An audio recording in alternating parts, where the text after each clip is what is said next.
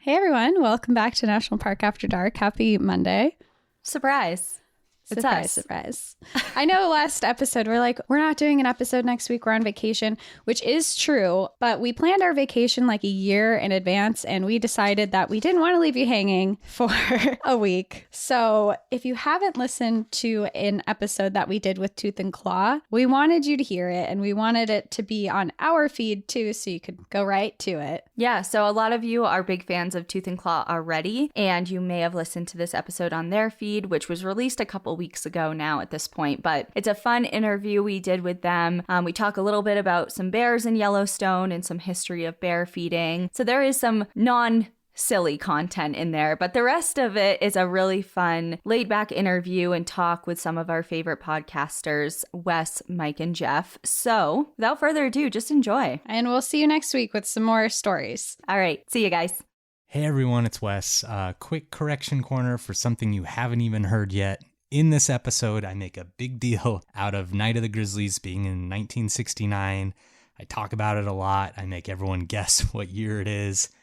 I got it wrong. As I was re-listening to it, I was like, that doesn't sound right. Night of the Grizzlies was actually in 1967. You'd think I'd know that because I spent weeks researching that whole story, but it's a lot of stuff to keep in your brain. So just so you know, I do get that wrong in this episode, issuing that correction now so no one gets too thrown off. Enjoy the episode.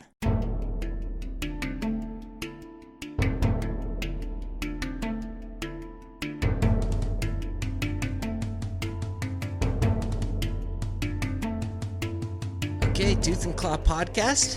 We got Jeff, Wes, and Mike here.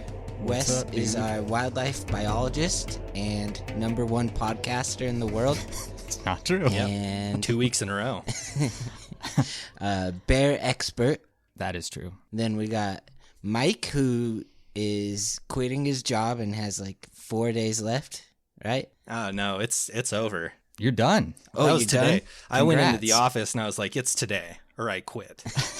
Perfect.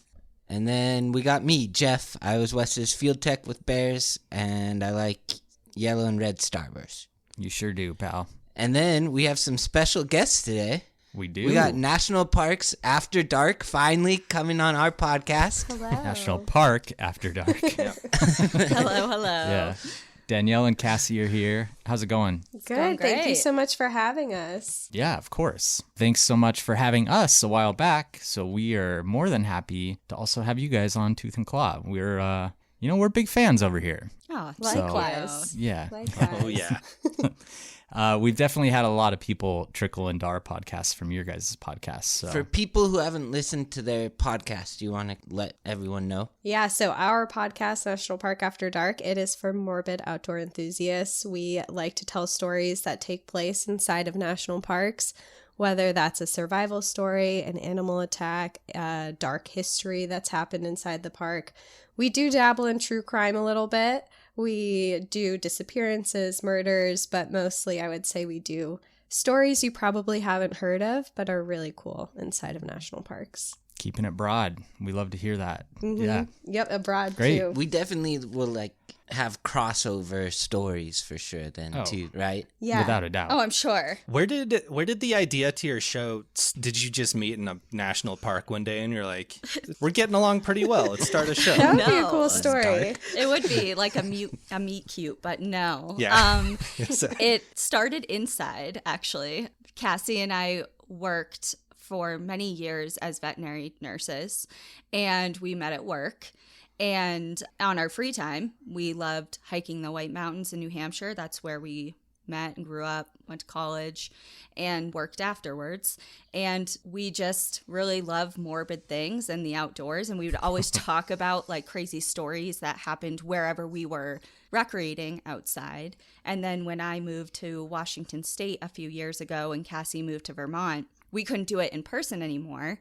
But we decided to keep the conversation going, just in a different format, thinking that other people would enjoy it, and it looks like they did. Yeah, we're happy that you guys did it. It's funny, you bring up the remembering morbid stories and the places you visit. My advisor and my mentor, Tom Smith, he's the guy that I kind of learned most of my bear stuff from. He's that way. Like anywhere I would go with him, he would know exactly like where people had died and exactly how it would happen. And it passed on to me. Like there's a spot in Alaska. This is just a quick weird one that just popped in my head, so I'm going to say it. There's a spot in Alaska where there's that boar tide that comes in. It's right by Anchorage. It goes like way up the inlet there. And when it comes out, there's like these big tidal flats where people will go collect clams and whatnot. And I guess there's this woman out there collecting, and the tide came in and she got stuck in the mud.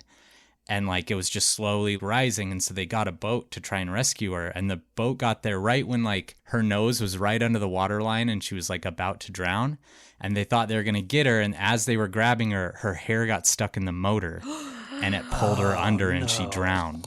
Oh my God. And I think about that all the time. Every time I drive past that inlet, I'm like, oh God, that's where that woman died.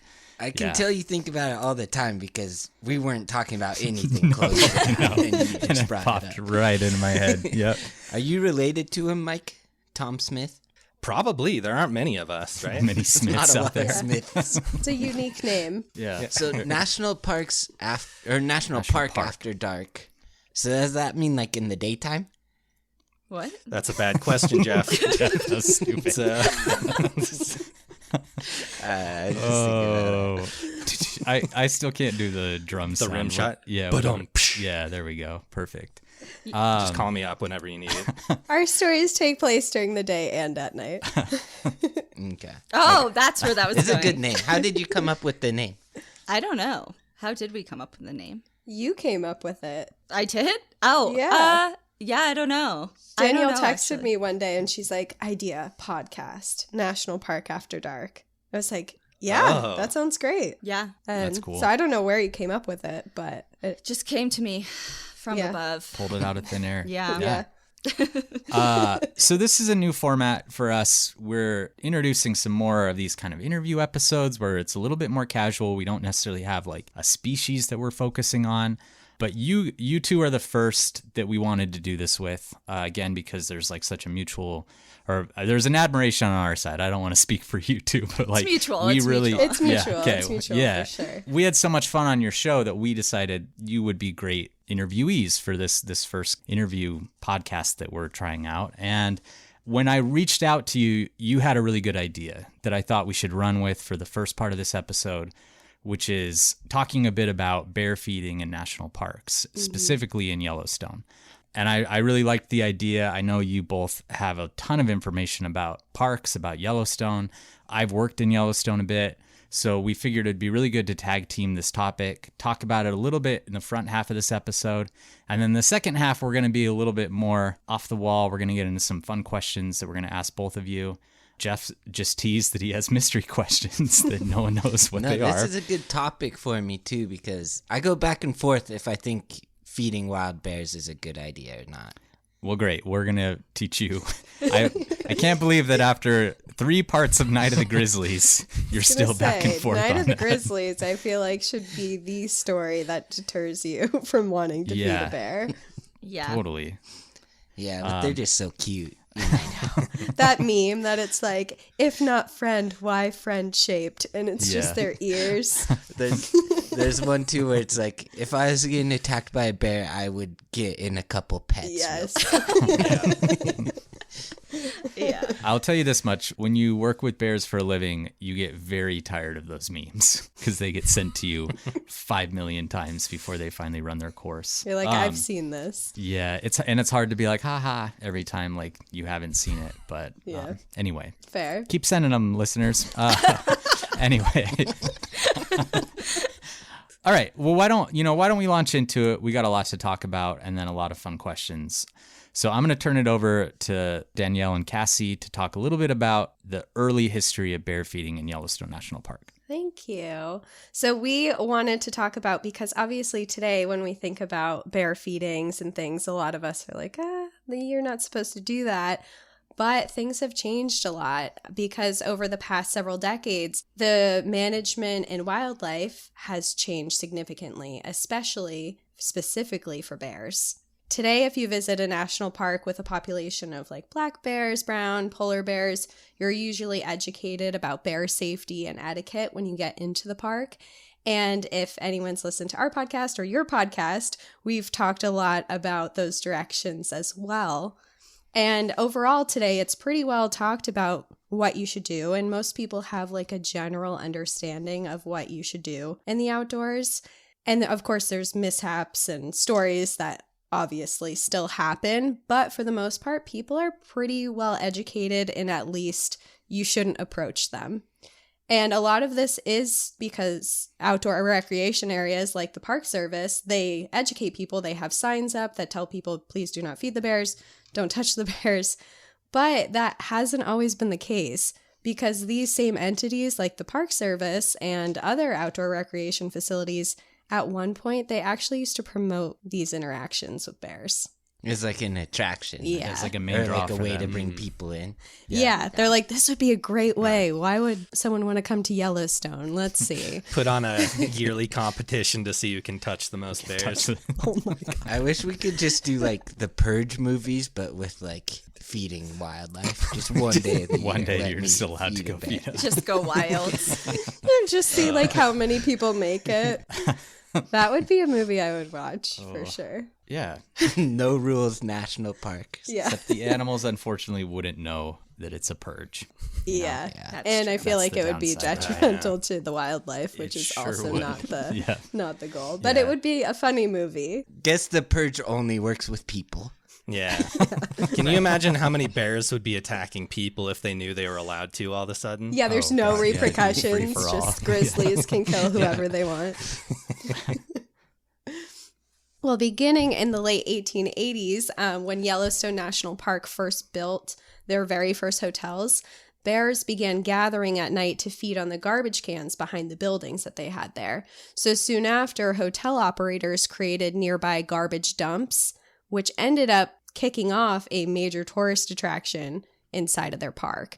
Because people were so excited to see these bears congregating to one place, it wasn't long before bear feeding spectacles were major attractions at many national parks, not just Yellowstone, but between the late 1800s to mid 1900s, the Great Smoky Mountains, Sequoia, Yosemite, and then, of course, we mentioned it already, but the Night of the Grizzlies all started with bear feeding spectacles. And for our stories and the history that we wanted to go into today is specifically for Yellowstone. And for many years, this park was actually known for a place to not just like go see all the geysers and stuff. People went there specifically because they wanted interactions with bears. Tourists visiting could gather nightly to watch bears feeding on garbage. And it wasn't just feeding bears that the tourists were able to watch. They were actually made it this interactive experience for everyone where they could actually feed the bears themselves. Which is crazy. What a It's time crazy to that be they, like- alive. Literally. Yeah, I know. Like, let's go feed the bears. It's wild that they set up bleachers at some of these spots for people to like sit down and watch the nightly feedings. Like it wasn't like, oh, you know, we put this trash out and the bears are eating it and we're just going to kind of go with it. It was like very coordinated, these kind Yeah. of feedings and whatnot. And then along the roadsides too, it was just, that's what you did in Yellowstone is you fed bears out your window and whatnot. Yeah. It's a funny image of bleachers full of people cheering, like doing the wave and stuff. It's like everyone gathers. There's a Popcorn chant. vendors and stuff. You clap Yeah. when they all arrive. They're all wearing Chicago Bears and Cubs shirts. I mean, it pretty much, I don't know if all of that, but yeah, there were specifically two places in Yellowstone where this became a huge spectacle. And it was first, which was near the Lake Hotel. And this hotel was built in 1891, and it's the oldest operating hotel in the park. And the second was near Canyon Hotel, which was built in 1910, but it was abandoned in the 50s and then destroyed in a fire in the 60s.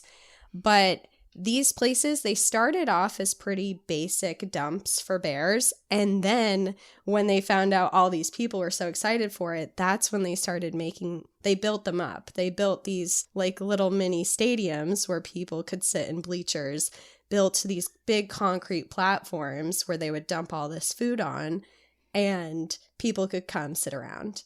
And then they got a little bit creative and they built these wagons that they would fill with garbage. They'd fill them up with garbage cans. They would drive these wagons. Usually they had like a horse-drawn wagon that was happening. They'd bring them to the sides of the road, closer to where visitors could see bears. And they would attract bears out from the woods to the roads so people could gather around to see them. What? Would they just leave the horse attached to the cart? Yeah. Oh, yeah. They're all sitting there. What? They would even bring tourists on the wagon themselves to hand feed the bears while they were there. No way. Yeah. That's crazy. Yeah. None of this seems like a bad idea to me. Jeff. Like, I would pay for this for sure. Oh. I highly suggest anybody that's listening right now to look up pictures as we're talking about this, because the pictures are just like Wild. insane. Yeah. They are amazing. Yeah. I also highly suggest no one actually pay attention to what Jeff just said. Hey, Yeah, please do not actually All right. try and do any of these things. Disclaimer. Yes. Unless it's the purge. yeah. Yeah, unless it's the one day a year that we're allowed to do that. Thank you. Which has not been announced yet, but we'll keep everyone updated. Well, these places, I mean, they actually installed floodlights to these areas too. So it wasn't just during the day that you could see these bears, as they had this going at night too. So people would gather around at night when the bears would come out, and they had their floodlights there. And there were nights where 50 to 70 bears would come out and feed. Wow. And it's also, it was a mix. I mean, there were black bears, grizzly bears, all congregating to the same area to get this garbage food. So if there's a bear fight, it was just an added bonus. Yeah, pandemonium. Yeah. Exactly. Pandemonium. Haha, dude, Wes. You're one. Where's the buddy? Oh, yeah. It's crazy to me, like, working in Yellowstone and all of that. The thought of seeing, you see these photos and you see, like, 9 or 10 grizzly bears all huddled around this little spot or more, But I've seen these photos where there's that many all at once. And they're big, fat grizzly bears because all they've been eating is human food waste. And it's just like, well, we're going to get in this, but it's so different from what you see today in the park. But it is, like Danielle said, I really recommend checking out some of these photos because it is pretty wild. Yeah. And it has stopped for a reason, which we'll also get into why we don't see that in the park. Because they created this like fun, immersive experience, which we later see that had detrimental impacts to people and wildlife. And just a fun fact that I threw in here, Gerald Ford, the 38th president of the United States, worked for them at one point. So they used to employ armed guards to come to these feedings as like a protection for people, and he was one of those people who was an armed guard for the bear feedings. That's crazy. Oh, interesting. Oh, wow. Yeah. Yeah, fun fact, cash cab fact. If anyone's Yeah. like, Yeah, cash cab. I'm gonna write that one down. Yeah. Yeah, so as we know, bears are very intelligent, and it didn't take long for them to start associating food with humans.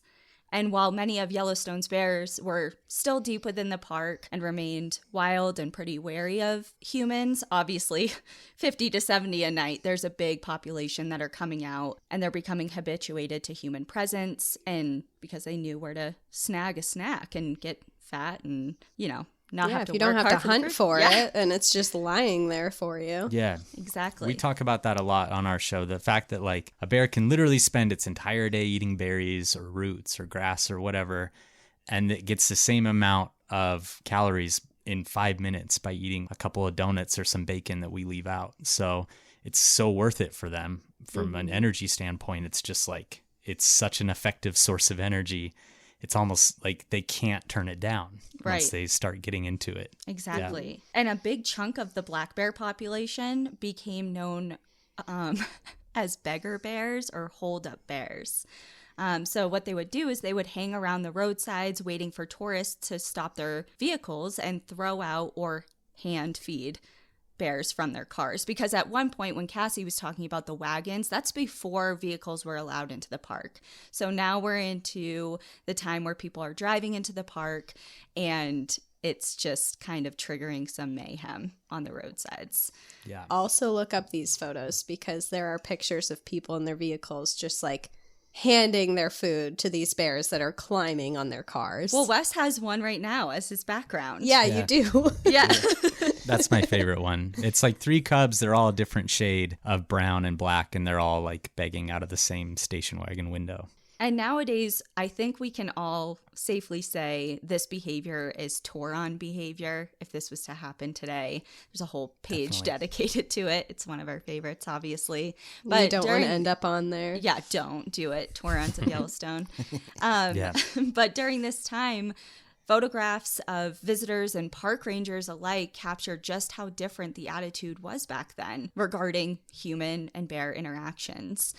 And like I just said, a lot of it was, we think back like, oh, it's the visitor's fault because the park is obviously saying don't do that. But it's a different time. It's the wild, wild west. And even people in the park service condone this behavior. Horace Albright, who became the superintendent of Yellowstone in 1919 and actually went on to become the director of the entire National Park Service, is famously photographed picnicking with 3 black bears, and that was during the 1920s.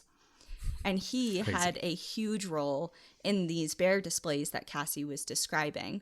Under his leadership, the dump outside of the Old Faithful got a huge makeover, complete with a feeding platform, a safety ditch, which I'm not really sure what that entails. Nothing like a ditch to keep a bear out, right? Exactly.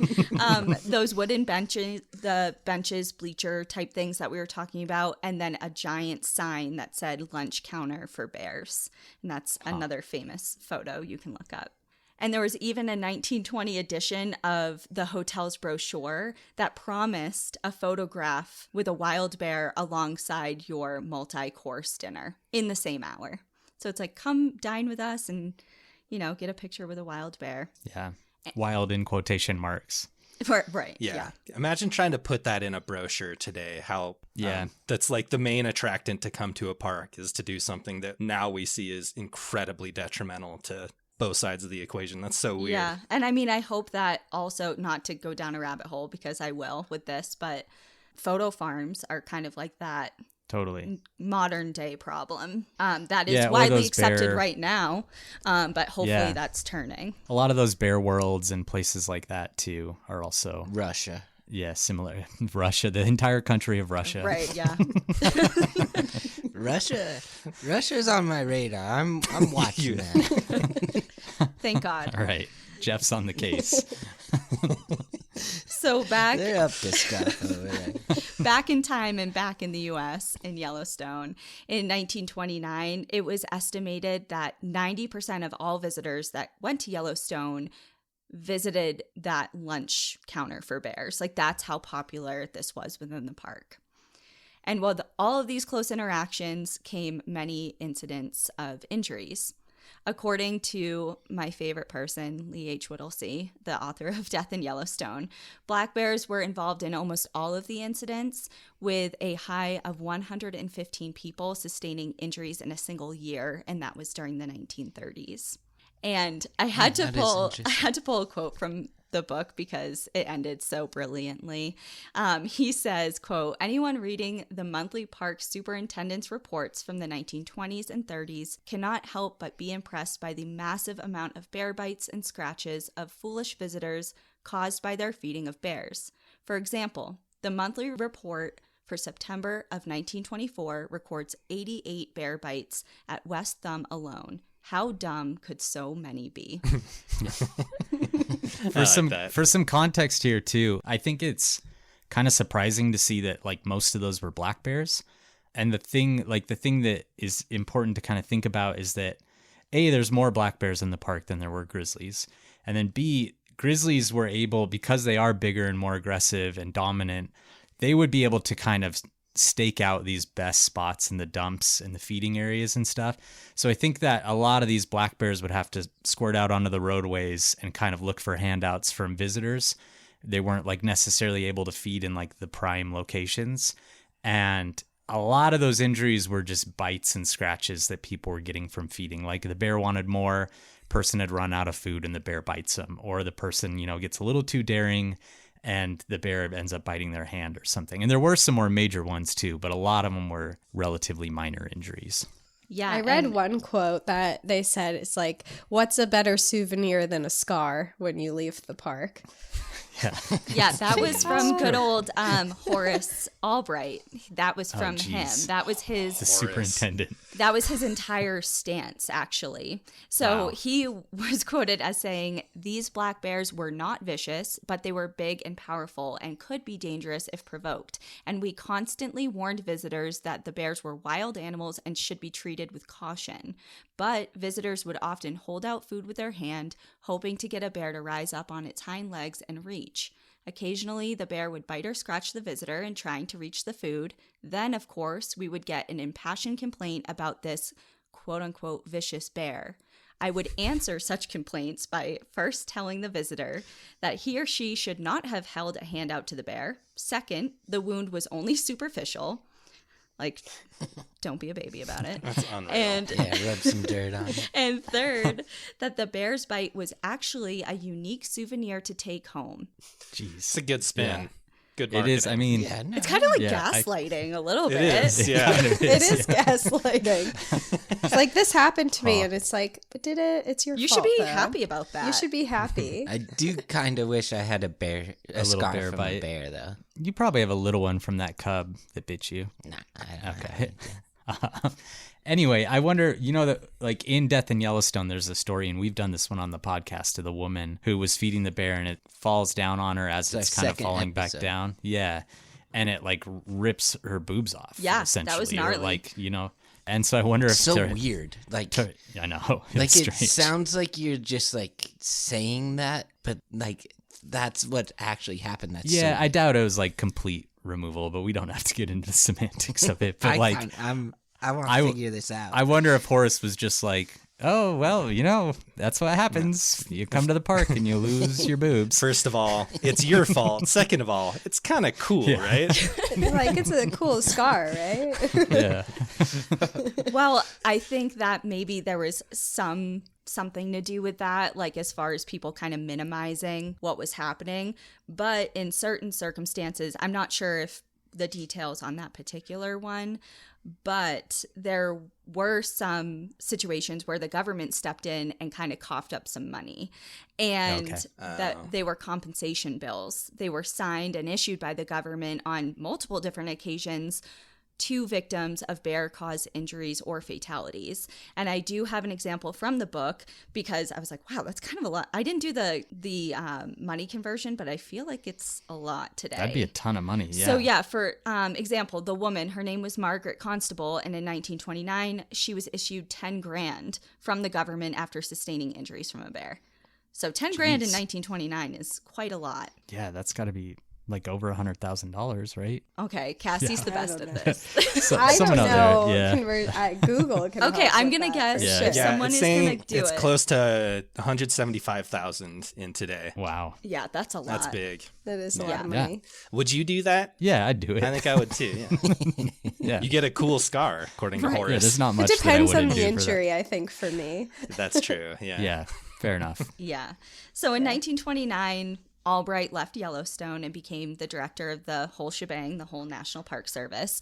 And after his departure, things kind of started to shift a little bit. Beginning in 1931, the park began keeping a pretty detailed record of bear-inflicted human injuries, property, and bear control actions. So whether they were euthanizing bears, relocating bears, etc. And that same year, park managers recorded an average of 48 bear-inflicted human injuries and more than 100 incidents of property damage. So bears climbing on people's vehicles, breaking down fences, trying to get to food. And the public bear viewing stations and feeding wagons continued until their decline in popularity started around World War II, which was for a couple different reasons. There was a huge decline in park attendance numbers, as well as kind of like a public outcry as far as people kind of waking up to the dangers of what was going on here. And they were kind of urging the park to stop doing what they were doing. But it took a really long time for them to actually cease everything altogether. And plus, park biologists started submitting new guidelines for the park as well, kind of piping up as far as kind of what we touched on before, the implications for the bears, not just humans. Do you know, once they ceased feeding the bears, how the bears reacted to all that? Well, that's Ooh, where Wes is going to step in. That's a great segue to my part. Yeah. Thanks, Jeff. Thanks for the perfect Thank you. segue, as always. Yeah, so my sources are 2 papers by my boss in Yellowstone, Kerry Gunther. He's the guy that's been kind of #1 bear biologist in the park for a few decades now. He's been there for a while. And one of the papers is called Bear Management in Yellowstone National Park from 1960 to 1993. And the second paper is called Managing Human Habituated Bears to Enhance Survival, Habitat Effectiveness, and Public Viewing. And that's by him and a number of other authors. So we talked about these problems in the first half of the 1900s. And as Danielle described and Cassie described, injuries from bears were really common during those days. Feeding was really prevalent. And essentially during that time, almost every bear in the park was food conditioned to some extent. There are very few bears that they think didn't at some point or another feed on these human food sources. So during the 30s, 40s, and 50s, an average of 48 people a year were injured by bears, most commonly during roadside feeding. Most of those public sites, as Danielle mentioned, had been closed in the 40s, but in the 50s, people were still feeding bears by hand on the roadways. Bears were still raiding developments. They're getting into both front and back country campsites, and people were still getting bit left and right. So we're still averaging 48 people a year that are getting injuries. Most of those injuries were minor, but Yellowstone had really strayed away from giving people a wilderness experience, which is why people wanted to go to the national parks, and they wanted it to change. So in 1960, park officials declared that, enough is enough, and they started to actively remove bears that were responsible for conflicts. So removal, just so everyone knows from here on out, when I say removal, that means they were euthanized or they were sent to zoos, but generally they were just euthanized. Between the years 1960 and 1969, they removed 332 black bears and 39 grizzly bears. Wow. During that time, when really the only thing they were doing was like a little bit more education, a little bit more bear proofing and removals, the average number of injuries fell from 48 to just 45. So it wasn't really a big decrease. And what happened in 1969, everyone, that really changed the way that bears were viewed in national parks? First man on the moon. What else happened in It's just 1969? like, did you guys ever see Even Stevens? And they have that song, and I'll always know we went to the moon in 1969 because we went to the moon. Yeah, I do remember that. Oh, yeah. No, I don't remember No, that. bears were probably like, these humans are on another level now. Yeah, they're in the moon. Yeah. We got to stop messing with them. What actually am I trying to get you guys to talk about? In 1969, an event happened in a national park that we all know about. Night of the Grizzlies. Night of the Grizzlies. Thank you. So Night of the Grizzlies. And that really sent shockwaves throughout the entire parks system, the park service. Everyone heard about it. Everyone realized that, I think up until that point, if you're driving around in the parks and you have bears coming up to your window and they're just taking some bread out of your hand, maybe people are getting the occasional nip or something like that, you start to view these animals like they're dogs or like they're these domesticated, tame, kind of sideshow attractions. And then when a grizzly or multiple grizzlies killed 2 women in one night in Glacier, it really woke people up. And that's not to say there hadn't been major attacks in the parks up until that point, but they hadn't gotten the kind of national attention that Night of the Grizzlies had. So things really started changing, and a lot of education was done. And in 1970, a new plan was made that focused on completely removing and securing all human food sources that the bears were exploiting. So that means the dumps, garbage cans that weren't safe yet, any kind of food source they tried to secure. So the dumps were shut down. I think the last one was shut down in 71. And then even dumps that were adjacent to Yellowstone Park that were unsecured were secured. Garbage cans were bear-proofed. Roadside feeding was strictly prohibited. And the basic idea is that bears are going to have to switch back to natural food sources, and the ones that aren't willing to do it are going to be removed. So in the first 3 years of that program, conflicts fell from 45 a year to 10 a year, and that's just in 3 years. They reduced it by that much. And an average of 38 grizzly bears per year and 23 black bears per year were translocated to the backcountry. So they were moved to the backcountry to try and get them away from the roads. We've learned in recent years that doesn't really work. Yellowstone isn't big enough to take a bear far enough away to where it won't return to those places. But that was a technique they were doing.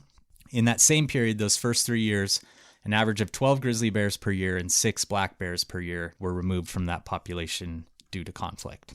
How much has bear-proofing technology on garbage cans advanced since then? I always hear like that funny quote that like you have to find the perfect middle ground because bears are smarter than like the stupid humans who can't use them right or whatever. I'm getting it totally. I butchered it. It's true. No, that's true. Yeah. It's come a ways, and I think it's exactly kind of in the lines of what you're saying, is like finding that spot where it's like very simple for a human to operate, but impossible for a bear to get into.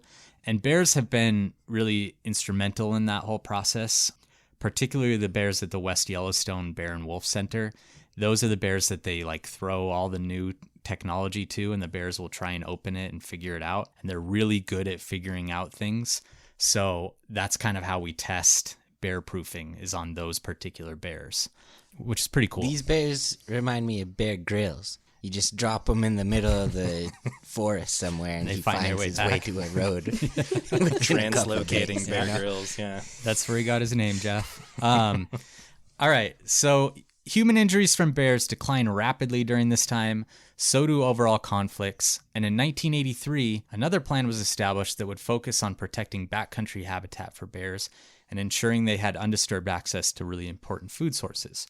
So if you visit Yellowstone during times of the year, you're going to find out there's bear management areas.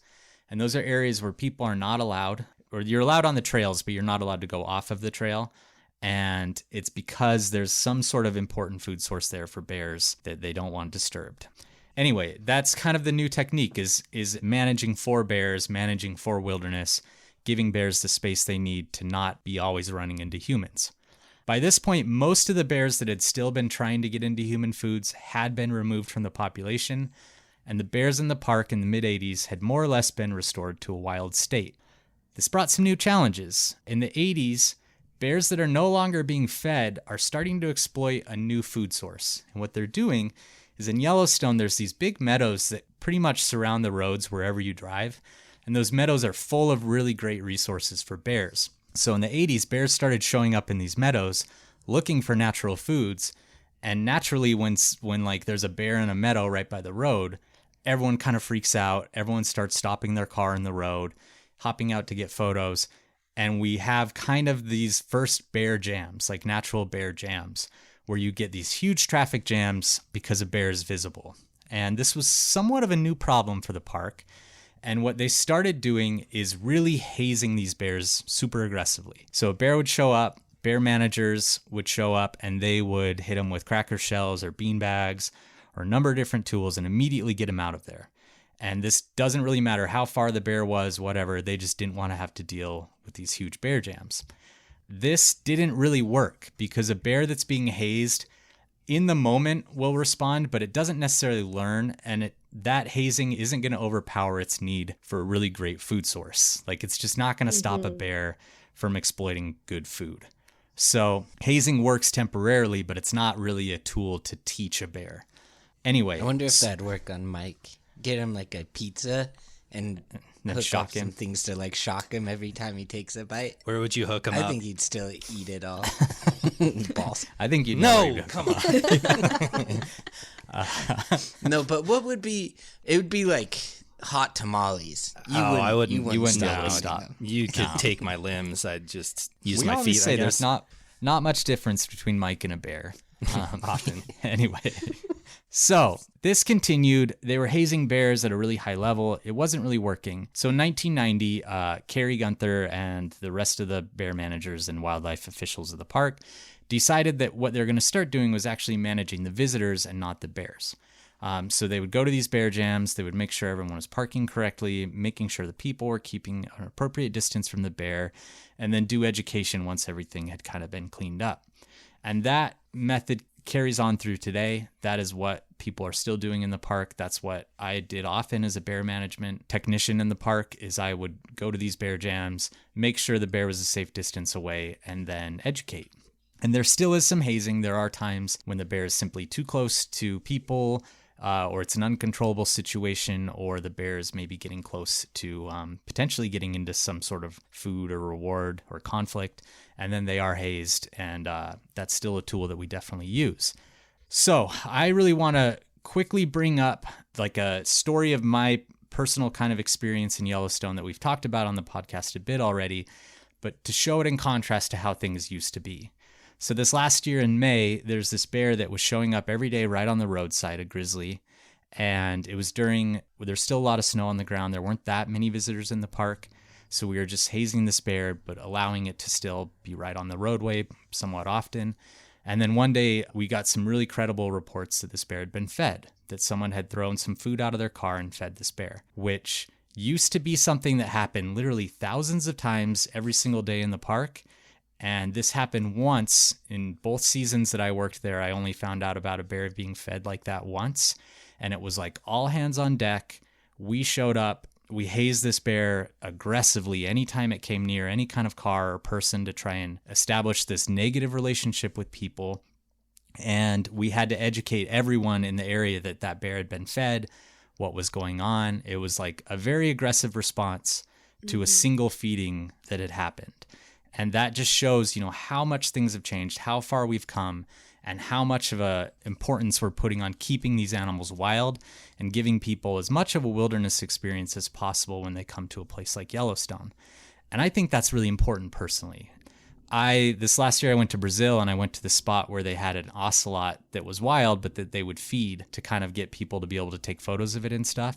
And it was cool to see an ocelot, but then it also just kind of felt like I was in a zoo. It wasn't the same. Mm-hmm. And I don't want that for our national parks. I don't want that for anywhere. Mm-hmm. I just think it's you feel now when you go to Yellowstone and you see a grizzly or a black bear, you feel lucky. You feel like you got to see something special. It's not like, hey, I'm guaranteed to see bears wallow in trash and then fall asleep. Right. Well, it's not a curated experience.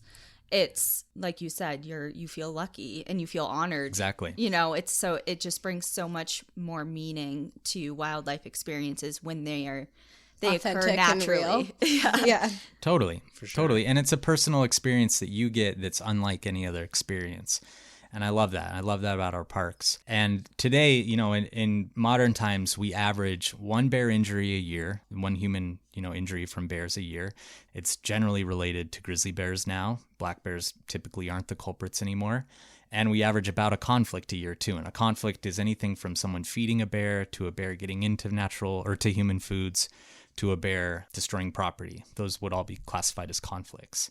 So it's really come a very long way, and Yellowstone has become a case study for just about everywhere else in the world on how to deal with, these food conditioned animals and put them back into a natural state. So it's a really neat progression. How's the population size compared to the 30s? Bigger. We have more bears than we've ever had in the park. Very cool. They're at capacity is what they think. They won't let any more in? No, turn them away. Yeah.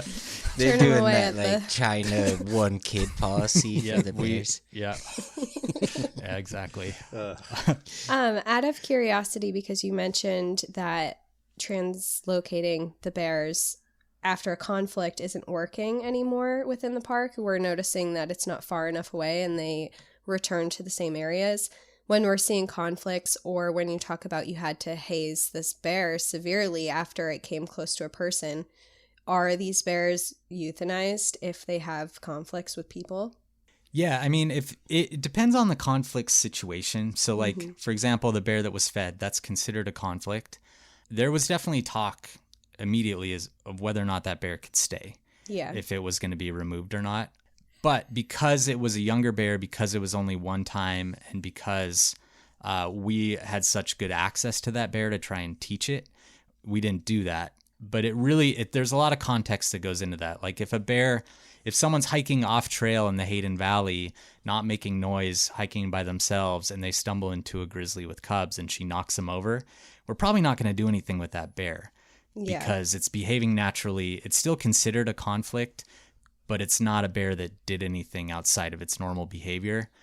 But a food conditioned bear almost certainly will be eliminated or removed from the population. So if a bear does seem to be food conditioned, they will take that bear out. And the lucky thing is Yellowstone's done so well that you have that ability. You have that surplus where right now taking a grizzly bear out of that population isn't going to affect it negatively. it's still a really healthy population of bears. Of course, like that's still a tragedy in my opinion, Yeah, of but it's course. not for like, as far as the ecosystem's concerned, it's not like a huge loss. Yeah. I think And that's an amazing accomplishment for Yellowstone. Yeah, and I think it's really important for people to understand what happens, because I think these instances where you hear of people trying to pet the bears or feed the bears or whatever they're doing, it's coming from a place of love for the Right. animal themselves. So if they're realizing that their behavior towards the bears is habituating them in a negative way, which could result in them being removed entirely, if people know that more, then people are going to be like, wait, maybe, okay, I don't want to try and feed this bear and get this really cool photo, because then this bear's not Totally. going to exist anymore. Yeah, and Exactly. if they go forward with doing it, then you're just selfish. Yeah. Right. And that's And my... it, you know, it does a lot. It does a lot more harm than just that too. It's not just that bear. If it's a bear that has cubs, often she'll teach that behavior to her cubs. And then also, these bears in Yellowstone are ambassadors for grizzlies throughout the world, throughout the country especially. And when they do start acting, you know, when they start being rascals and they're like mauling people or breaking into property or whatever, people see that and they start to see grizzlies as a scourge or as a dangerous animal, which they are a dangerous animal, but they see them as being a detriment. And that's the last thing we want, a bear souring public opinion. And that's why, again, like why we don't really do translocations anymore, because if we've taught a bear in a park to have bad behavior and to be food conditioned or whatever, and you move that bear to Gardner or to somewhere else in Montana or Wyoming, you're just moving a problem. Right. And it's just going to get into the same kind of behavior in those places. And those are places where it's probably going to run into more people and cause a lot more problems. You So, are translocating in a sense just to the next life. Yeah. Right. I It's a did very see... dark way to look at it. I did see what you're talking about kind of as far as public opinion in kind of happening in real time when I was in Washington. I lived in Washington for a few years, and there has been for years discussion about reintroducing grizzlies into the North Cascades, and it is just such a hot debate. And obviously there are grizzlies in the North Cascade Range up in Canada, but we're talking about obviously into the United States, because they're not naturally coming down. There's just the population isn't that robust. So they're thinking of, you know, trying to reintroduce them. And yeah, it's not really taking flight. No, we're running into similar things here in Montana, like in the Bitterroots and other places. And it sucks because they're my favorite animal. They're an animal I'd love to see restored to a lot of their historic range, but it's probably not going to happen, to be honest. Step it up, California. You got them on your serious. flag. Yeah. You know? Yeah, what's I that know. all To your about? state. Posers. Take them off Just your gonna flag if you're not going It's to a bring state it animal, Were you? aren't they? Oh, man. All right. Well, before we move on to the questions, does anyone have any questions? Sounds like we moved on to questions. Sounds like I'm having a stroke. No, I know what you mean, though. Yeah. No, I don't think so. I think we covered pretty much. I'm glad we talked about this because this has been something that, I mean, has been of discussion on our show a few times, and just it is cool to see it laid out in a timeline like this of how far we have come and how much better it is for people and animals alike. And if we could just keep it up and keep the education going, it can only get better from here. So hopefully it I love it. And especially because Yellowstone is my favorite. I mean, I feel like that's kind of like an unpopular opinion because people are like, it's the amazing. Disneyland of national parks. But I love Yellowstone. And so anytime Love there's Disneyland, too. a success story, whether it be Serious. with the bears or the wolves or anything, I love it. Do you like the way it smells? The sulfur. The sulfur. Like the rotten egg. Yeah. Just like in general. Yeah. I love it's like it. gritty. Yeah. Just I always think all about the how it smells. It smells great. We should make some like cologne out of like, Or like a ode candle, to like a ode to candle. Yellowstone or a candle. Just yeah. get some like hot springs and Hot turn it springs into candle. cologne. Yeah, just boil some rotten eggs. I just wanted to really quickly just say, like, I was so thrilled to work for Carrie for the last couple years, Carrie Gunther in the park, just because someone like him has had a front row seat and has been really instrumental in a lot of this stuff. And it's really cool to think about this generation of biologists that are kind of starting to retire now or age out of their careers, like the huge shift that we've seen in the last like 20 or 30 years in how we view wildlife, and how they were really the people that ushered that in to trying to like make things more wild again. And you know, good job. They all deserve a pat on the back. Round of applause. Yeah. When do you think we're going to send a bear into space? That's Probably never. a good question. Yeah, I feel like there's other animals that, I mean, they have sent other animals, a Yeah. monkey, a dog, I feel like we peaked at a horse. Didn't they send a horse into space? I think so. did they? Oh my gosh. For what reason? Science. Who knows? I feel like there's an office in NASA that's just like decides what weird shit to send into space next. Yeah. Let's get into our questions. I might So be wrong about that horse. that's fine. So for the second half of this episode, we got a list of questions. Mike, I'm going to turn it over to you, buddy. All right. This is the inaugural questions for the interviewees segment of Tooth and Claw. So we're going to start off with a couple of softballs. All right. Softball questions here. We're ready. First one. Feel free to talk over each other. I would really want to get some like emotions going here, you know? All right. Feel So free to fight is Okay. what we're yeah. Yeah. Last question is, will you two fight and we'll see who wins? Okay. But the first question is Cage match. cage match between you two. Yeah. What is your favorite animal and why? Okay. I guess mine, I don't know. That's such a softball. That's like the hardest question there is. There's so many cool animals. I love maned wolves. I think they're the coolest looking animal great there pick. is. Wow. I think they're super unique, and I love them. I think they're awesome. Yeah, These only questions member- are binding too, so this They can't sticks with you change. your This whole is- life. This has been Yeah. my answer for a long time, so I'm comfortable. No, that's a good answer. That's a unique choice too. Yeah, I like that. For mine, okay, so I remember in 5th grade, I had to do a project on an animal and I had to pick one. And ever since I had to do a deep dive in cheetahs, I've always thought that they are very interesting and really cool.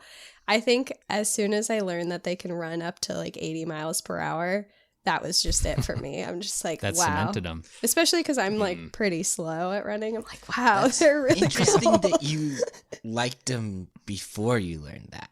Because I That feel is like kinda that's what like makes everyone like a cheetah is they find out how fast they are, you know? Yeah. Do you want to know something crazy? Is each of us three listed our 10 favorite cats, wild cats, and Wes didn't have cheetah even in his top 10. What? I know. It was a big, I'll admit, in retrospect, they definitely should have been in there. There's a lot of cool cats, Honestly, though. the thing for me, though, is like, I know this is stupid, especially coming from a wildlife biologist. I almost see them more like dogs than I do cats. Like, they don't seem very cat-like to me. And they even have like their claws and their foot pad shape and everything is more canine almost, and the way they run and everything. So for whatever reason, I kind of have cheetahs in their own little category. It's kind of like Maine wolves. You both picked these outliers. You Because both Maine picked wolves dogs. aren't like, they're not related You to mean wolves as cats? Well, no, but they're not related to, like, they're not closely related to wolves. They're not closely related to foxes. They're their own thing. Mm-hmm. And it's just like, I don't know. They're Anyway, unique and great picks. different. They're Yeah. good Yeah, We're answers. gonna have Really to good have picks. Danielle Yeah. on for our maned wolf episode. Definitely. And Cassie's Sure. going to be on for a cheetah episode. There we go. Okay, next question. What is your least favorite animal and why? Oh my god. That's a hard one. I don't have a least favorite, but I do have one that I think is really weird and it kind of creeps me out to look at. Can I say that one? Yeah. Yeah. Have you? There's no rules here. Okay. A star-nosed mole. Oh, yeah. They are a good pick. so creepy. Like their little like tentacle faces and then Yeah, their little butthole thing on their face. yeah, they Ew. do. They look like a butthole.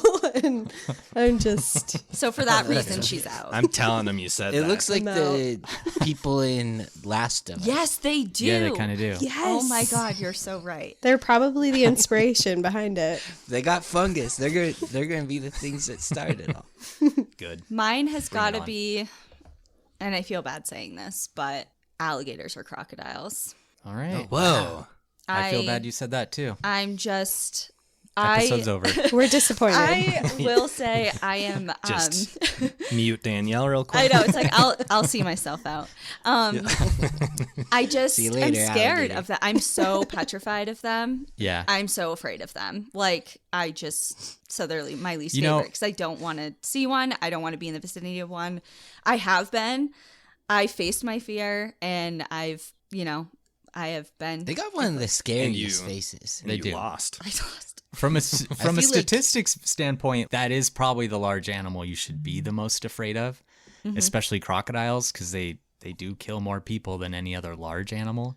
So Okay, I guess so it's you not- Facing your Look at that. fears with that one too, it's like one of the only animals where it could go wrong.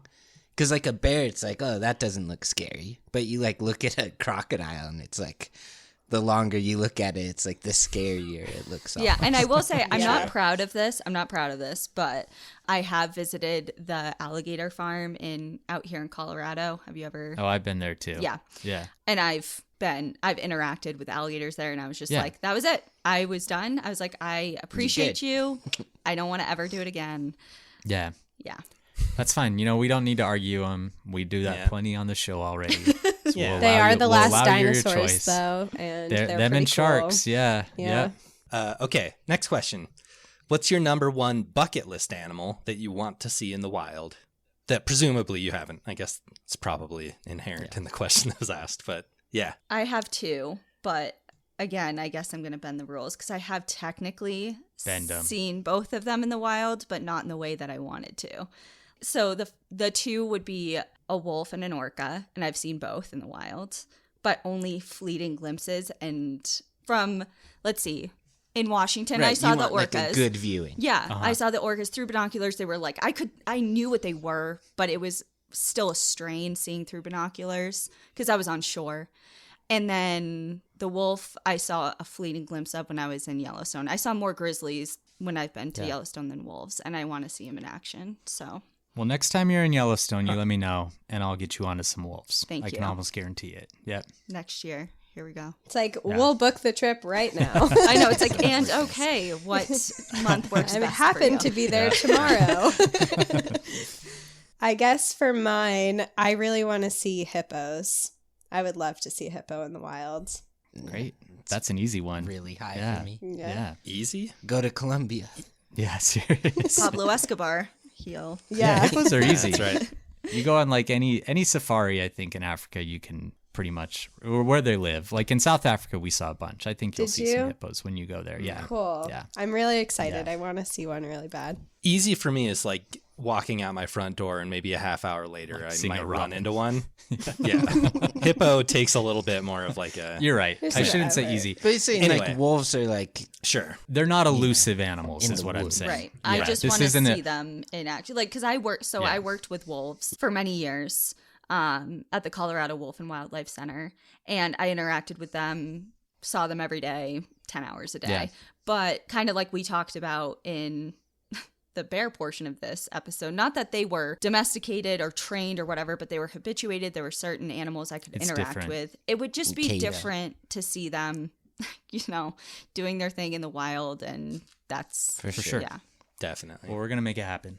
Lovely. Can promise. we Okay. turn the Yeah. question around on all of you and ask what your animal that you'd want to see in the wild that you haven't seen? Sure. There's no rules. No Yeah. rules. Oh no. We're the interviewers How about this? now. no. I'm gonna try and tell you what Jeff's Totally is. unprepared for this. Jeff will try and tell you what Mike's is, and Mike will try and tell you what mine is, because we've had Ooh, this question okay. before. A challenge. Jeff's is a panda. Okay. yeah, probably. Panda would be pretty Wes cool. is a panda. Yes.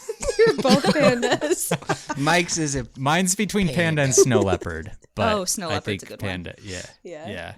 mine Snow was leopards are between getting easier. jaguar Jaguar. and panda. Mike. I Mike's can't is. remember. I think yours is a Even, like, tiger, Mike. panda. I feel like yours It's is a a tiger. panda. It had to have been tiger, right? Yeah. Tiger. So you can finally get no, that's crocodiles. Never You mind. want to see a tiger in the wild? That's scary. I know it is scary. We But just with- You know, though, we in just did an India- episode on tigers.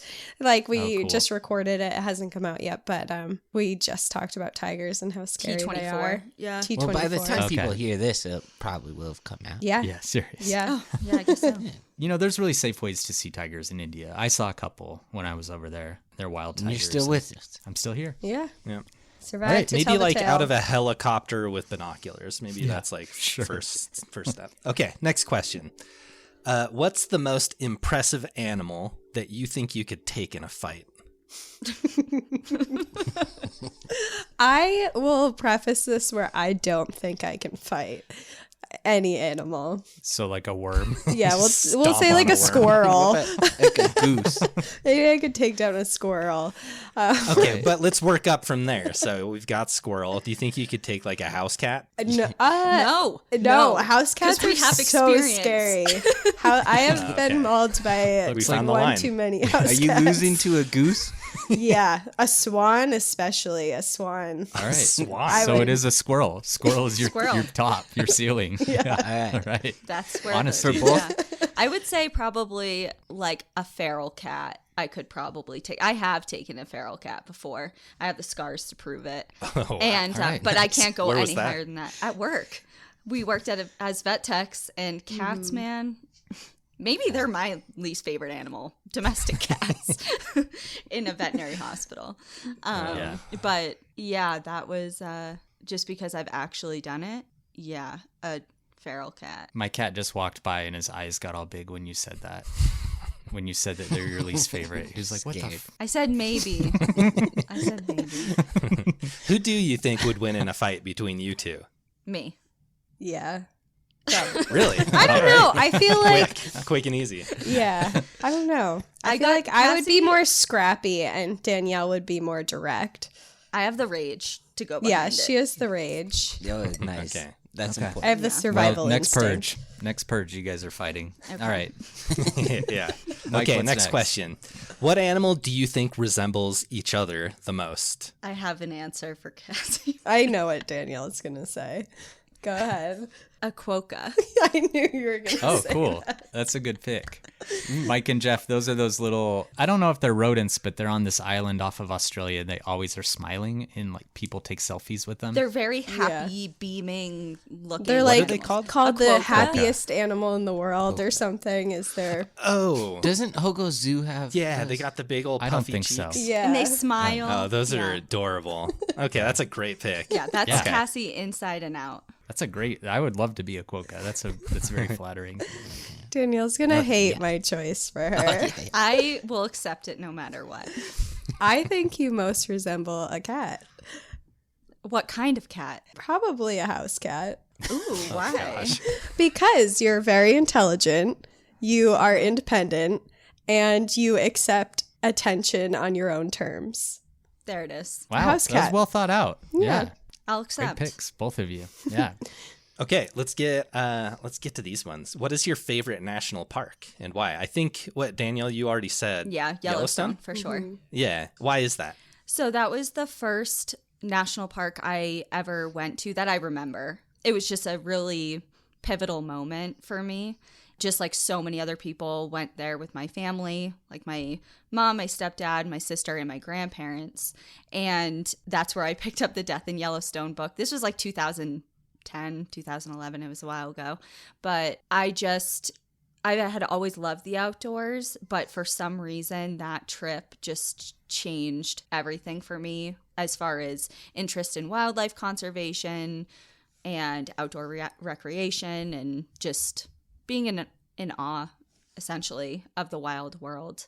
And I just loved it so much. And yeah, it just impacted my life a lot. I mean, we've been to so many different beautiful places. It is hard to pick them if you're going off of like your favorite place to visit, but it's just because of the sentimental value. I think that's why it's my favorite. Totally. It's an amazing park. That's a great pick. My favorite is Grand Teton National Park.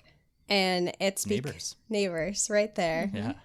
I lived there for a while. And I loved it there. I just loved the Tetons. I loved the landscape. I loved how dramatic of a change it is from, I mean, it's basically flat, and then you have these massive mountain range that's right there, and then all the wildlife. It was the first time I saw moose. It was the first time I saw black bears. It was the first time I saw grizzlies. It was just like that park was a first for a lot of my wildlife experiences, so I think that's why I love it so much.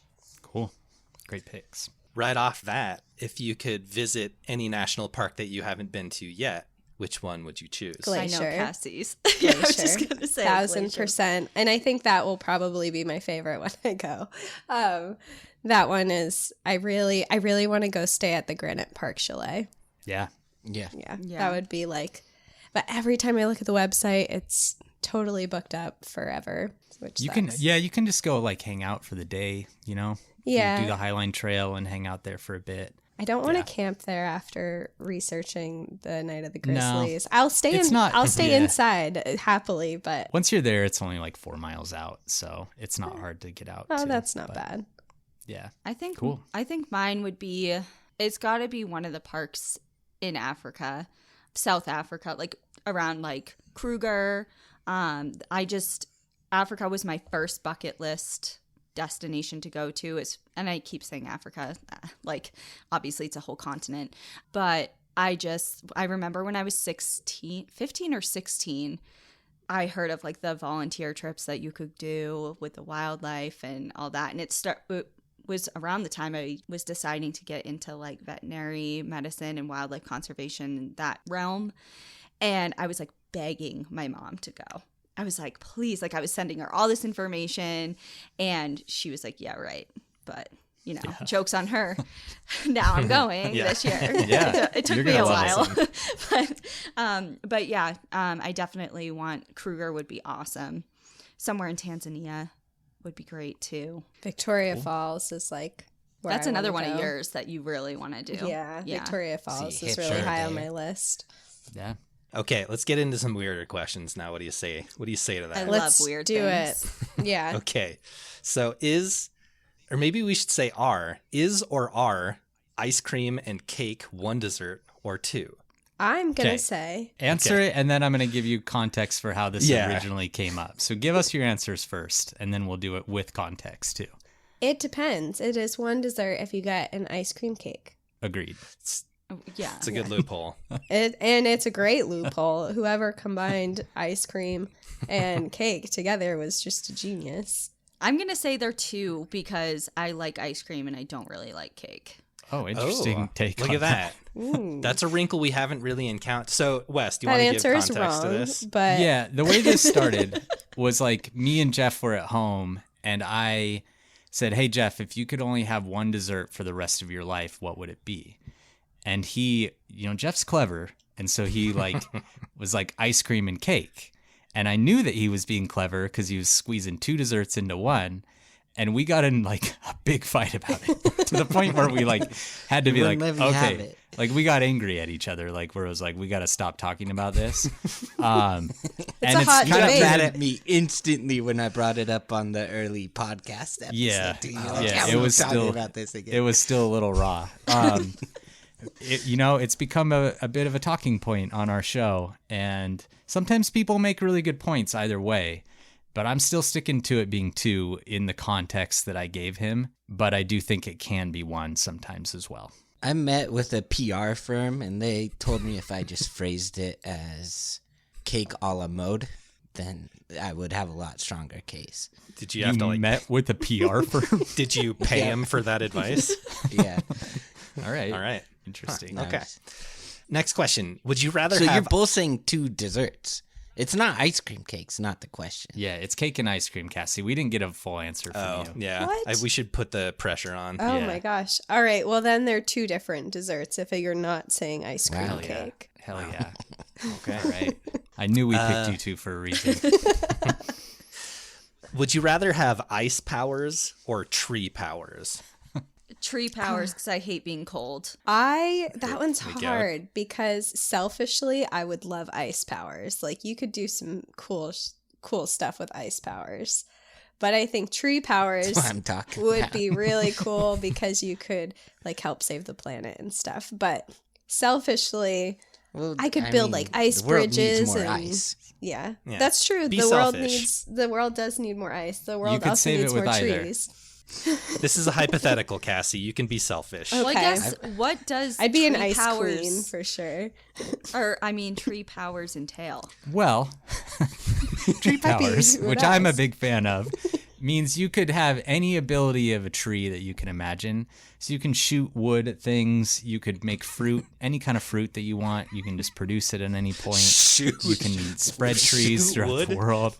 Pretty much think of Groot from Guardians of the Galaxy, and that's like what tree powers is. You could like perfume yourself. And I also think that, you know, with all of Yeah. the advancements that we're starting to learn about trees and their like underground communication network and stuff, like trees Yeah. are cooler than people give them credit for. So I stick with my original answer. Great Trees answer. underrated, Danielle says. That's right.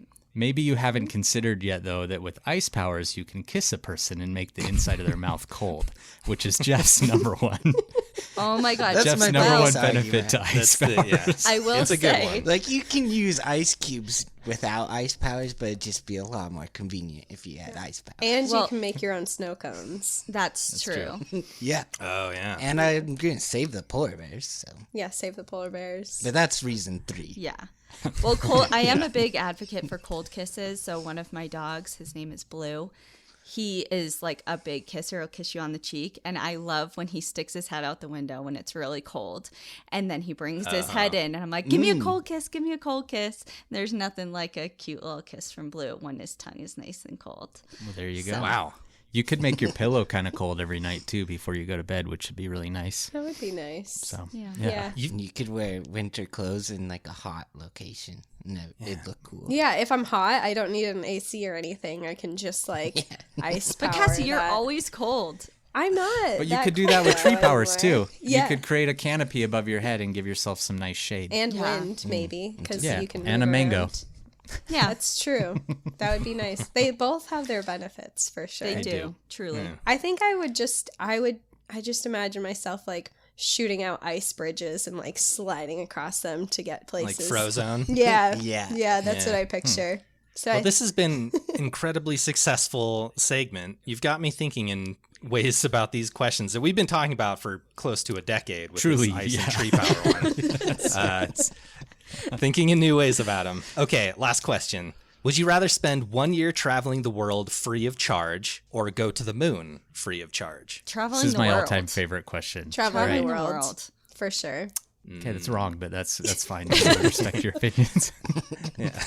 You can see the whole world in one trip. Yeah. Did you ever think of that? Okay. We haven't brought this up on the podcast yet. Here's my argument against traveling the world. I think you're right, actually. I think it's like you get to experience culture in all these amazing locations, and it's like who gets to do that also. But you also, if you go to the moon, you transcend humanity. You're like one of 12 people that's ever gets to step on the moon. It's not, my argument is that like that isn't something that you can buy.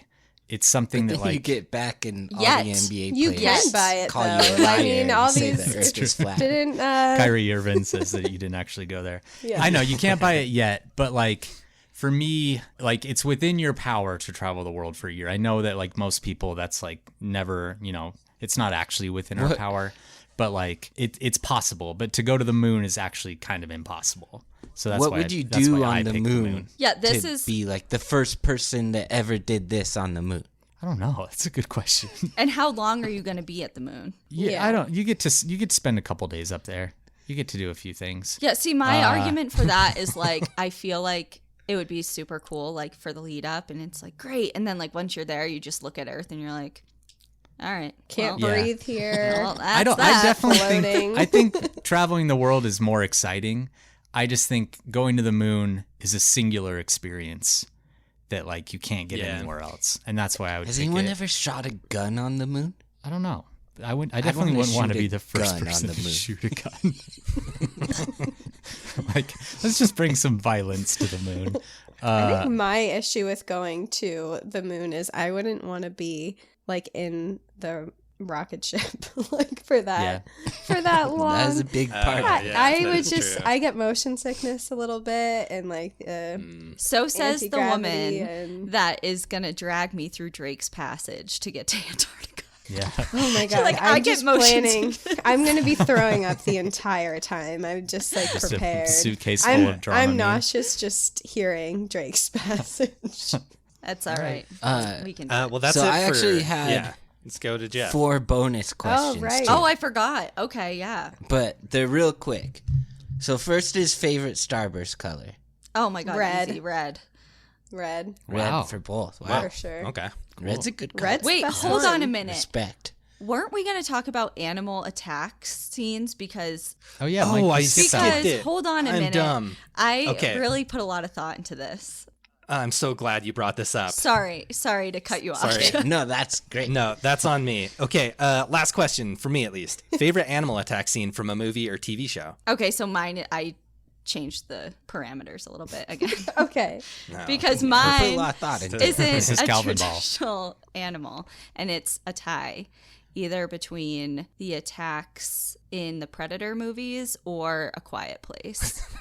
Because when Okay. a predator rips someone's head off and takes their whole spinal column with them is so dope.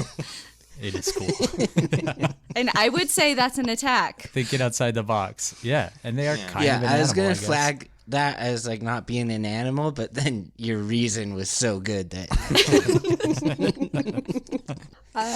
Yeah, we're all like, okay. Okay, that makes got a sense. point. just rip out the spinal column.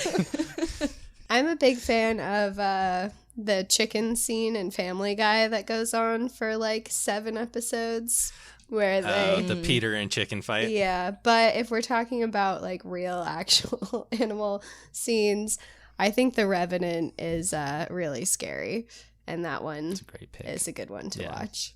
It's probably my favorite too. Yeah. Okay. You All can right, go on, Jeff. Jeff. Bonus. Mike, are you sure you got them all? No, I was just still caught up on the Predator thing. Yeah, I'm still thinking I gotta watch Predator. Yeah. Everyone's Yeah. watching The Predator as soon as we're done. I rewatch the Predator movies annually. They're Which my is your All of favorite? Yeah. I love Not how well- the No first way. one starts. Just like the most masculine like opening ever to a movie. I like the original, hands down, is the best. I don't really, as they've gone on, like Predators and like even the AVPs Did you like Prey? and stuff. I kind of did like Prey. I loved Prey. I liked Prey a lot. And I was on the fence of whether or not I would, but it doesn't come close to the first. Yeah, for First sure. is so good. I think I saw the first when I was like 14, and when it ended, I remember like saying to myself, like, that was the best movie I've ever seen in my life. That's what I say every time I watch it too. Yeah. Yeah. Yeah. Okay. Okay. All right, I'm gonna move to my last 3 questions I have. This one I just added in. Do you like throwing rocks off cliffs, even if there's an osprey within like a mile? Not if I'm gonna get a ticket. Yeah. But it is fun to throw a rock off a cliff, right? I do like throwing rocks off cliffs. I'd do I it don't know what again. it is about that. I'm extremely afraid of heights, so I don't get close enough to the edge of a cliff to. You can't get to To the edge throw a close rock. enough to Yeah.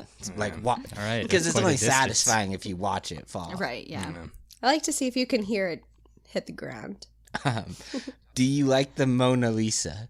Oh, God. I think it's overrated. I was very shocked when I saw it in real life. It is my whole life. I thought that the Mona Lisa was this huge portrait painting that I was going to be like, wow, this is massive. And then I remember I walked into the Louvre and it was tiny. It was so small, but her eyes did follow me and I thought that was cool. Yeah, I'm a fan. All right. Okay. Is that a hotly And then debated topic that we're like It's a unaware recent of? one. I- of debate. recently. Jeff's Yeah. decided to wage war on I the put it Mona on my Lisa Instagram for and some then we reason. talked about it. Yeah.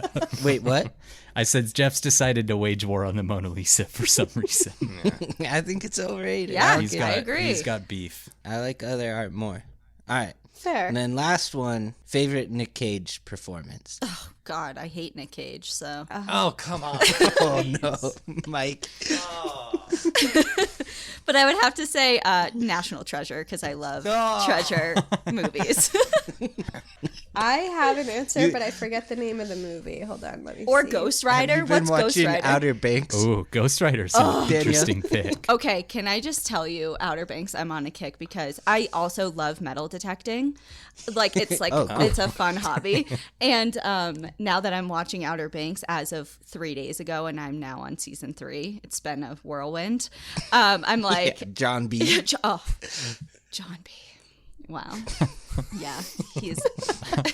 I love John B. The third season lost me a bit, but it was a kind of fun show. I am only on the first episode of the third season, but yeah, it's like renewed the treasure hunting bug. I'm like, gonna dust off my metal detector. Danielle just got me started on it, so I've only seen 3 episodes. It's kind of. I've yet to see it's it. not really the. I mean, the storyline's intriguing. It's kind of dramatic, but It's nothing you can like say like if someone asks you if it's good, it's like that's not the right word. exactly. But, but you can definitely watch it I and like think be entertained. If I was 20, I would love it. I would be so into Yeah. this show if I was 20. Okay, but wait. I feel like I'm a little older than all the characters that you're supposed to relate to, so I'm just like, it's all right. and it's so funny. okay They're so supposed to be far. 16, and they're very clearly in their 30s. But Yeah, that's my favorite. okay, I changed my answer before we move on, and Cassie can say hers. And For I hope Nicolas it's a Cage? I hope it's a Nick Cage movie. I think it is. It's been a very long time since I've seen it. Face Off. Oh, there we go. Great answer. There we That's go. my favorite.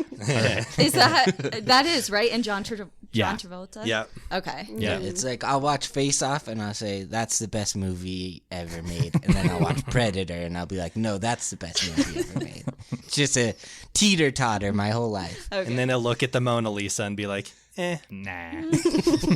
Nah, I'll be like, nah. nah. Okay. All right, Cassie, finish us out. I liked the Frozen Ground. Did you What? see? Interesting. Oh, Yeah. that's a The deep one about cut. the It's a Alaska serial serial killer. Yep. That is a good Huh. one. I don't think Yeah. I've ever That's seen another. that. That's another one that when we drove around Alaska, my mentor would tell me where all his victims were killed. Whoa. It's comforting. It's like, and over here. Sightseeing tour. Mike sent me the funniest Nick Cage clip yesterday. What was that from? From Matchstick Men when he's trying to get his prescription filled again in the pharmacy. Oh, It's just so a good. classic Nick Cage, Yeah, like it saying freaks something out. normal and then just screaming the last Yeah. word. Yeah. It's the. What's the other? Have you ever been dragged out to a sidewalk and pissed blood? I don't know if you've seen that clip, but it's a classic Nick Cage. No, but say it the right way. We'll play Okay. it. We'll splice it Yeah. into the episode. Hey, buddy, ever heard of a line? Hey, have you ever been dragged to the sidewalk and beat until you pissed blood? Oh, have you guys actually, now that I'm thinking of Nicolas Cage movies, have you seen the most recent one? It's The Unbearable Weight of Massive Talent. Yeah. And it's Yeah. Nicolas Cage like making fun of Nicolas Cage being Right. famous. I thought that was I funny. liked it. Yeah. I feel uncomfortable all of a sudden, like I'm in a room full of Nick Cage fans, and it gives me the same feeling as being in a room full of Nickelback fans. I knew you were Oh, going to gosh. say that. What are your thoughts on Nickelback? Oh, I'm pro Nickelback. I don't like their music, but I kind of have a weird soft spot for them where it's like they just have been doing what they've been doing and they don't really give a shit that everyone hates their music. And I'll be honest, the Never Made It as a Wise Man song, that's a good song. Animal. that's a I would have to karaoke say song for me. Animal. It's a sing-along favorite. song. Yeah. The problem Just with that for, like, song, that- though, I always slip into the Creed voice whenever I'm singing along to that Oh, song. it's the same voice pretty much. Yeah. What does that sound That like? kind of gets me. Like Nickelback. as a wise man. I think like all the jokes that we've gotten from "Look at this photograph" Are worth like, it. Yeah, like they've contributed to society at this Yeah. point. That's a I good call. appreciate this so much because I am a Nickelback fan for sure. My Yeah, one time- Spotify Oh. emailed me and sent me their tour and was like, "Since you're such a fan, here's their There's, tour." That's amazing. That's so flattering. Yeah, I think that's our only like hotly debated. Wow, you guys need to get in more fights. I feel like we do. I know that's like, Yeah, kind it of is. the only- It is a fight what? that we get into It occasionally. sounds we have like a tree power, ice power thing brewing. It's Yeah. just this tip of it right See, now. here's but- the thing with us though. Like, except for the Nickelback thing, which has been going on for many years. Because one time she tried to bully me into going to a Nickelback concert. which she and did got- not go. I didn't. She tried to get our whole hospital against me. So basically she was waging Oh, war. wow. I know, it was brutal. It's like a mutiny. But other than that, like when we have a disagreement, like over ice or tree, we're just like, okay, anyway. Like, Well, Nick, we'll all that's a good go. way to be. We'll all go on a road trip sometime, and you guys will see what it's like to get into like a 6-hour fight about how useful cows are, or some bullshit like that. That's a And fight I would you'll be down realize to that- have. All right. Well, that's it for questions. Thanks so much for coming. Again, your podcast is called National Park After Dark. You both have done such an incredible job with it. I think, I don't think I'm going out on a limb here to say it's one of the biggest outdoor focused podcasts in the world. And every episode is fascinating. You guys have a really, really engaged fan base. We're all fans. So if you're sleeping on National Park After Dark, go check it out. I highly recommend it. They've done some really cool episodes about wildlife if you want your wildlife fix. So did you guys have like an episode that you recommend as a starting point? Well, That's a great you question. covered Night of the Grizzlies, so everyone here has heard that one. Let's wildlife see. base? Is that Wildlife what we're base. Yeah, talking Caught in the about? Sure. Crosshairs that Danielle did. Oh. Caught in the Crosshairs Okay. would be the first one, I would say. Yeah, and that's about Wolf 06 in Yellowstone. Great. Also, too, if you haven't heard us on their podcast, we Yeah. have an episode on there. guys Sure do. Kinda Yeah. Yeah, go check it out. We'll get your feet wet. we'll add it to we'll re-add it to our Instagram and stuff too when this comes out, so everyone can go straight to it. Cool. Cool. Well, great. Thanks, and good luck with all your trips this year and everything else. We'll have to do this again sometime soon. Yeah, Yes, this is And really let's all fun. go on Thank you let's for all go to having us. Yellowstone or something together. I'd love That would that. be be so so fun. fun. Yeah. We should totally All do right. that. Let's do it. Okay, great. Like, Cool. I'll Well, send thanks, you guys. you. I'll send you our flight information in like an hour. Perfect. Awesome. All right. We'll see All you. right, well, thanks for listening, everyone. Love you guys. We love you. Bye. See ya.